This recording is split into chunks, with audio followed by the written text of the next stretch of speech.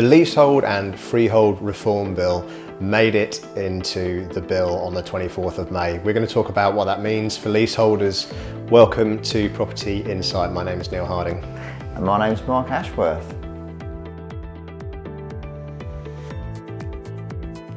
So on the 24th of May, Parliament finally did the final reading and enacted the Leasehold and Freehold Reform Bill. Long-awaited bill. It's been talked about for quite a while now, and it's made it. Yeah, we did a video, didn't we, a couple of months ago, talking about the proposals for the changes. So I'll put a link down in the notes to that. But obviously, this one is probably going to supersede that video now, with some detail around the bill that's been passed. So it became law on the 24th of May, right? Yeah, that's right. It's made it into law. There's an effective date that still needs to be announced. So it could be 2025 before these changes actually practically mean anything to people, maybe even 2026. So we're still waiting on those dates. But we do now know what is going to be in the law, and we thought it'd be a good opportunity to update you all on what we've seen. So I guess it's this whole number of years that you would add on to a lease. So when you renew a lease, most of the time it's 90 years for flats. So you'd add on a 90-year period, or 50 for houses. I'm not too sure about houses in particular, but obviously there's many more leasehold flats than there are houses. But now that's been extended, right, to 990. So pretty much a forever lease. Yeah, it substantially feels like freehold, doesn't it? Almost, you know, if you can extend it for 990 years, many lifetimes, and yeah, and that's a good thing for leaseholders. So that's great. And then just describe to us, Neil, the marriage value and what that means and how that's... So that the marriage value is a slightly archaic concept, really, in that it's a period. The relevant period here is 80 years remaining on your lease term. So from a leaseholder's perspective, what that meant was that if you wanted to extend your lease and your remaining years to go on your lease were 80 years or less, then you had to pay for a marriage value, which is a premium to extend the lease, and basically meant it was way more expensive than it otherwise would have been. If you were extending your lease and you had 90 years to go, you wouldn't have to pay the marriage value. So this is really relevant because the new law basically means that marriage value is being scrapped. So it's going to disappear. So there's not going to be any premium anymore that leaseholders have to pay when they want to extend their lease and they've only got 79 years to go or 80 years to go or less. So that's good news again for leaseholders. There's this two-year period. So if you buy a property with a lease and you want to extend it, typically you would have had to have waited to own it for 2 years before you can extend it, and that's now been scrapped as well, hasn't it? Yeah, correct. So I think it's a section 42 notice, I think it was, that you needed to submit. In the past, you would have had to have owned the leasehold for 2 years before the freeholder would be legally required to accept your section 42 notice and enter into the negotiations with you on how much you pay for your lease extension. That 2-year requirement's no longer applicable. So you can now purchase a leasehold property and the very next day, should you wish to, start the ball rolling. And it's a similar thing with houses, right? It enables leaseholders now of houses to buy the freehold as soon as they buy the house now, as opposed to having to wait 2 years as well. So much the same sort of rule there for houses as for flats. Ground rents, future ground rents, it doesn't cap the value, right? Yeah, so there was quite a lot of discussion around the bill on whether or not future ground rents would be capped or even scrapped altogether, capped or scrapped.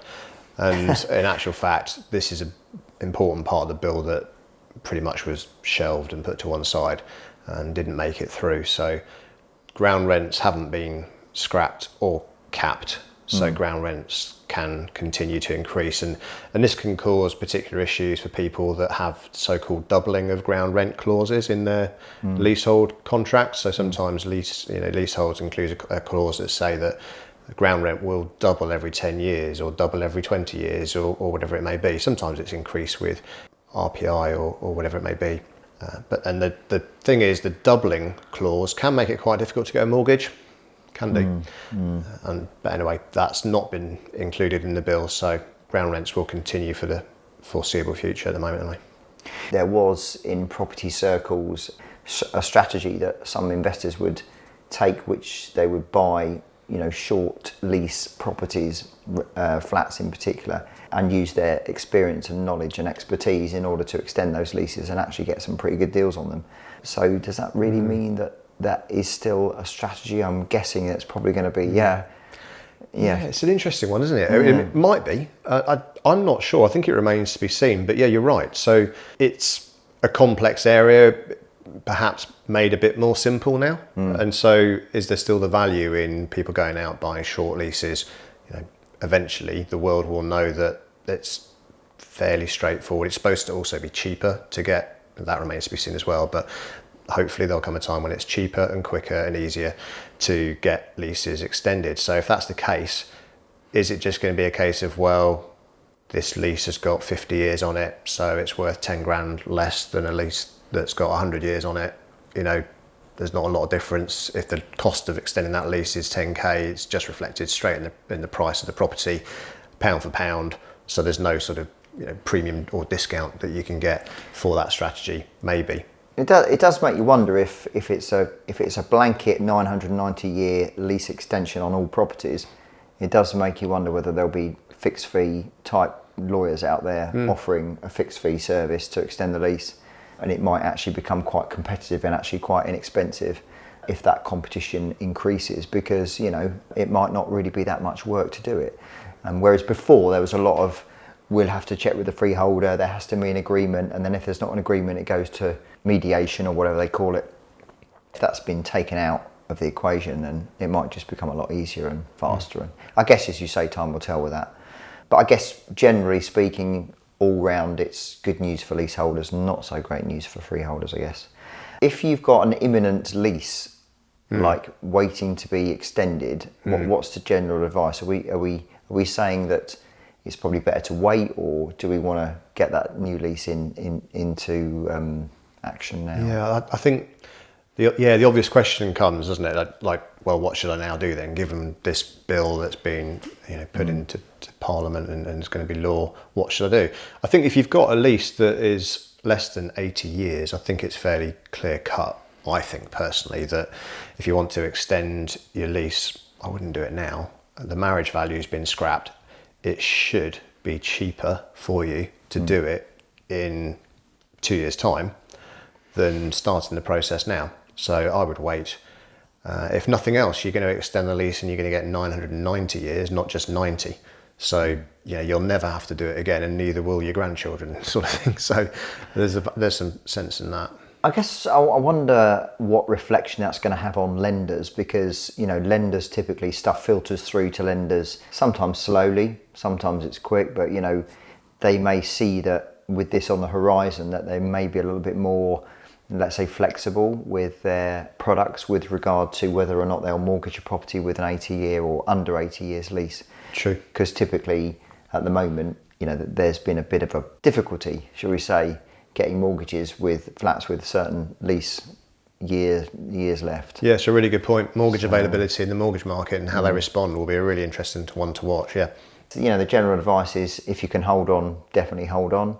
Take some advice from your lawyer, and also obviously it might be a good idea to speak to a lease extension expert, which there are some out there still, and they'll have a much better idea about your personal circumstances and that are prevalent to that particular property, and hopefully give you the right advice.